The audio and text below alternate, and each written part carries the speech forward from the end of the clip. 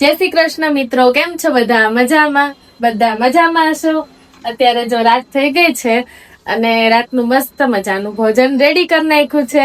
તો આજે ભોજનમાં હું બનાવ્યું છે તમને દેખાડી દઉં. પહેલા જ્યાં સરસ મજાના ગાજર કેપ્સિકમ વાળા ભાત બનાવ્યા છે.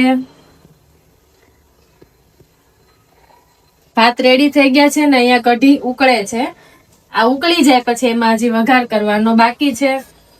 અને અહીંયા જો બટેકા ને ગુવાર બટેકાનું શાક બનાવ્યું છે સરસ મજાનું. એમાં હવે આપણે કોથમીર એડ કરી દઈએ એટલે એમાં ટેસ્ટ વધારે આવી જાય. અને જો અહીંયા પાલક છે તો પાલકનું કચુંબર કરવાનું છે, એ હજી બાકી છે. ને હારે રોટલા બનાવવાના છે. અને રોટલા હારે બનાવશે એટલે ગુવાર અને રોટલાનું શાક, આ ભાત અને કઢી તો ખાવાની તો બહુ મજા આવી જશે. અને અત્યારે જો હમણાં મસ્ત મસ્ત રોટલા ઘડાઈ જાય એટલે અમે લોકો બેસી જાશું જમવા.